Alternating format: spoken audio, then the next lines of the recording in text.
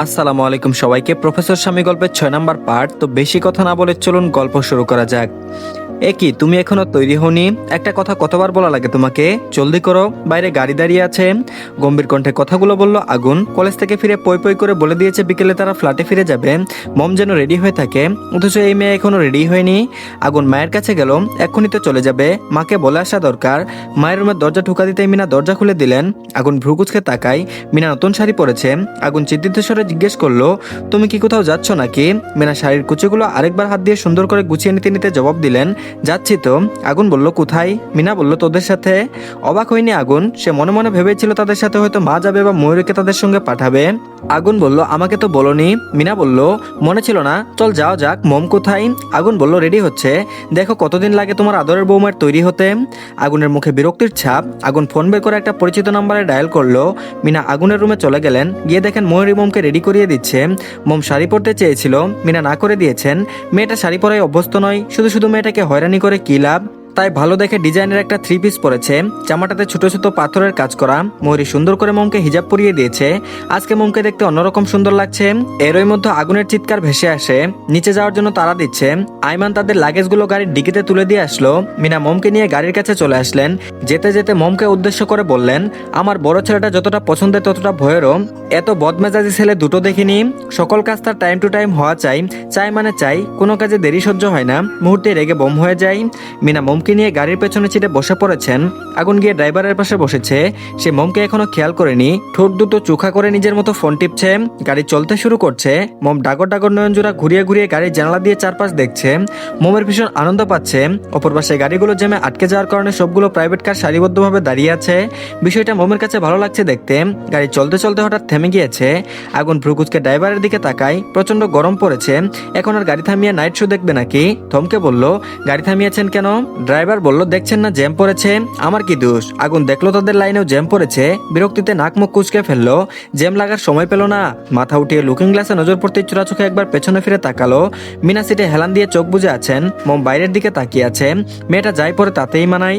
এই যে 3 পিসের সাথে হিজাব পরেছে, মাথায় হিজাবের উপর সাদা গোলাপের মতো কি যেন লাগিয়েছে, হয়তো সেফটি পিন। রোদ্রের আলোতে ঝলমল করছে।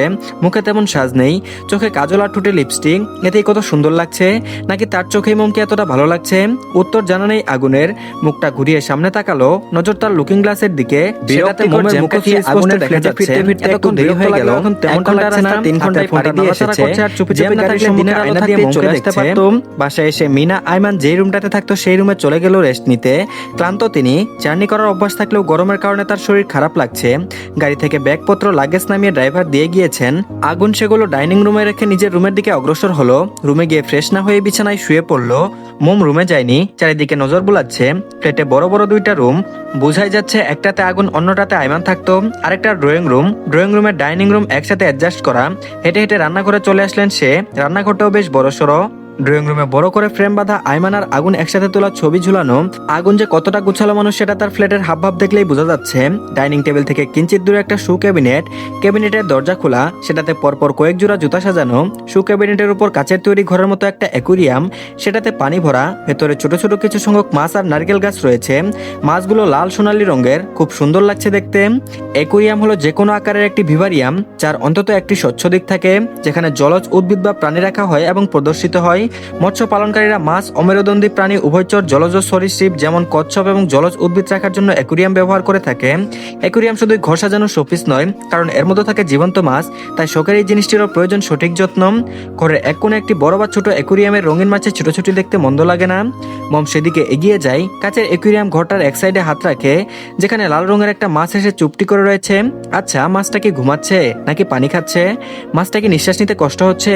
মম নিজের মাথায় গাঁটটি মারে। নিজের বোকা বোকা ভাবনায় হেসে ফেলে। মাছ তো পানিতেই থাকে, বরং পানি না পেলে নিঃশ্বাস আটকে মারা যাবে। এরকম মাছ মম জীবনে প্রথম দেখেছে। গ্রামে এমন মাছ দেখেনি। মম মাছ দেখায় ব্যস্ত। এদিকে রুম থেকে আগুন খেয়াল করলো মম এখনো রুমে আসেনি। মেজাজ খারাপ হলো ওর। এই মেয়েটার কি সবকিছু বলে দিতে হবে? এত গরমের মধ্যে নিশ্চয়ই ঘেমে গিয়েছে। পরে যদি ঠান্ডা লেগে যায়, দ্রুত চেঞ্জ করা দরকার। মাথা উঠিয়ে দরজার দিকে চেয়ে হাঁক ছেড়ে ডেকে উঠলো, মম কোথায় তুমি? জলদি রুমে আসো। আগুনের ডাকে চমকে ওঠে মম। চঞ্চল পায়ে এগিয়ে যায় রুমের দিকে।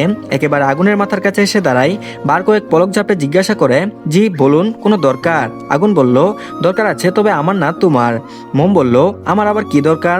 আগুন ওয়াশরুমের দিকে ইশারা করে চোখ বুজে ক্লান্ত ভঙ্গিমায় বলল, বাইরে থেকে এসেছো, অল্প হলেও গায়ে ধুলাবালি লেগে আছে, ঘেমেও তো গিয়েছো, ওইদিকে ওয়াশরুম যাও, কাপড় চেঞ্জ করে হাত মুখ ধুয়ে আসো। মোম বলল, জি যাচ্ছি। আপনি ফ্রেশ হয়েছেন? আগুন বলল, না, তুমি আগে যাও, তুমি বের হলে আমি যাব। মোম বলল, না, আপনি আগে যান। আগুন বলল, বললাম না তুমি আগে যাও। মোম বলল, আপনি আগে। মোম কথা শেষ করতে পারে না। আগুন ধমকে দাঁতে দাঁত চেপে বলল, বেশি কথা বলা আমি পছন্দ করি না। ভ্রুকুচকে কিছু মনে পড়তে ঠুটে দুষ্টু ভাব টেনে ফের বলল, বাই এনি চান্স তুমি আবার একসাথে ফ্রেশ হতে চাচ্ছ না তো?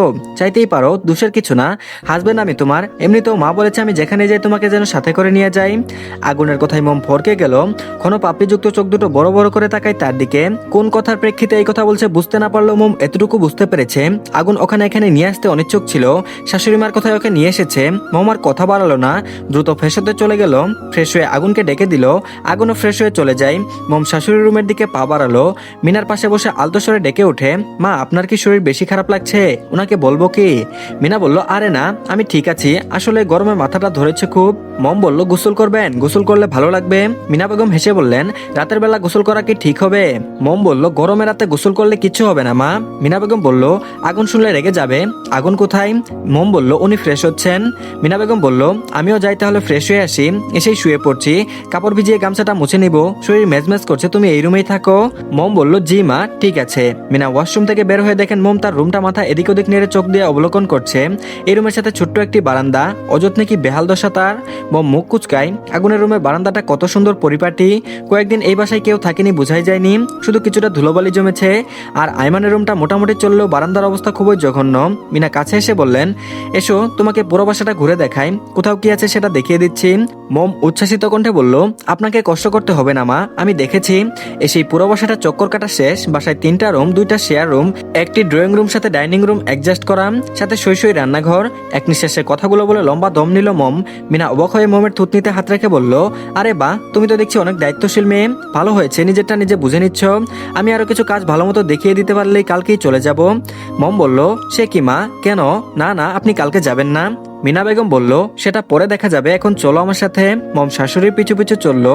মিনা রান্নাঘরে এসে থামেন, এদিক ওদিক তাকিয়ে কি যেন খুঁজছেন। মম জিজ্ঞেস করলো, কি খুঁজছেন মা? মিনা বেগম বলল, রান্না করব। আগুন বাইরে খাবার খেতে পছন্দ করে না, কিন্তু এখানে তো ডাল ছাড়া কাঁচা বাজার কিছুই নেই। মম বলল, ফ্রিজে চেক করে দেখতে পারেন মা। মিনা বেগম বলল, ভালো কথা মনে করিয়েছ তো, ফ্রিজের কথা তো মাথাতেই ছিল না। মিনা ফ্রিজে চেক করে দেখে ডিম ছাড়া কিছুই নেই, না থাকাটাই স্বাভাবিক, মাস শেষের পথে, বাজার তো শেষ হবেই। এমনিতেও আগুন বিয়ের 3 দিন আগে থেকেই ওই বাড়িতে ছিল, বাজার থাকলে নিশ্চয়ই সব ফ্রিজে রেখে দিত। এখন কি করবেন তিনি, রাতে কি খাবে? মিনা বেগম বলল, মম গিয়ে দেখো তো আগুন কি করছে। মম এসে দেখে আগুন উপর হয়ে বালিশে মুখ গুজে শুয়ে আছে, ঘুমিয়ে পড়েছে কি, ডাকার সাহস পাচ্ছে না, ডাকলে যদি রেগে যায়। মম মুখ গুমরা করে শাশুড়ির নিকট ফিরে যায়। মিনা একটা পাতলা কাপড় ভিজিয়ে চুলা মুছছেন। মম গিয়ে বলল, মা আপনার ছেলে ঘুমাচ্ছে। মিনা বেগম বলল, ডেকে তুলো, কি রান্না করবো জিজ্ঞেস করো।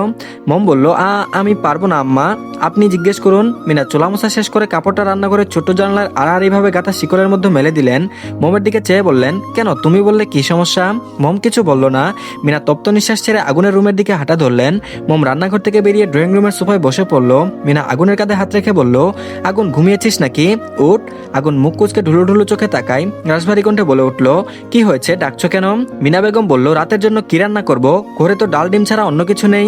আগুন বলল, কোনো রান্না করতে হবে না। মিনা অবাক হয়ে বলল, রান্না না হলে খাবো কি, রাতে কি না খেয়ে থাকবো নাকি? মম ছোট মানুষ, ওর তো ক্ষুধা লাগবে, আগে বললে আসার সময় বক্সে করে বাড়ি রান্না করা খাবার নিয়ে আসতাম।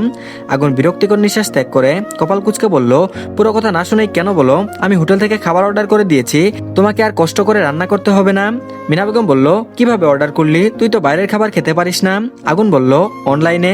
একেবারেই খেতে পারি না এমনটা নয়, জাস্ট বাইরের খাবার পছন্দ করি না, একদিনে কিছু হবে না, আমি ম্যানেজ করে নিব। এমন সময় ডোরবেল বেজে উঠল।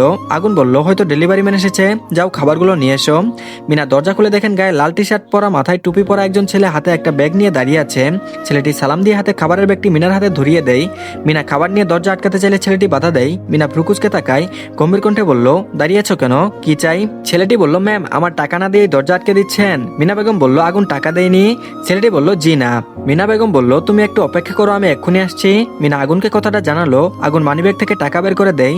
মিনা গিয়ে ডেলিভারি ম্যানের হাতে টাকা দিয়ে দরজা লাগিয়ে দেয়। খাবারগুলো গরমই আছে, তাই আর গরম করেননি। তিনজনই খেতে বসে পড়েছে। আগুন আসতেই খাওয়া শুরু করেছে। খাবার শেষ করে মিনা চলে যান রান্না করে। এটো প্লেটগুলো ধুতে হবে। মম শাশুড়ির সাথে যেতে নিতে আগুন পেছন থেকে মমের হাত টেনে ধরলো। রান্নাঘরের দিকে একবার তাকিয়ে একটু নিচু হয়ে ফিসফিস করে বলল, হাত ধুয়ে সোজা রুমে আসবে, মনে থাকে যেন, কথা নড়চড় হলে খবর আছে। তো ধন্যবাদ সবাইকে। এই পার্টটি এই পর্যন্তই। পরবর্তী পার্টও দিয়ে দেওয়া হয়েছে, কমেন্ট বক্সে লিঙ্ক পেয়ে যাবেন আর ডিসক্রিপশন বক্সেও পাবেন। তো সবাই দেখে নিয়ে আর চ্যানেলটিকে সাবস্ক্রাইব করে দিয়েন। ভালো থাকবেন সবাই, আল্লাহ হাফেজ।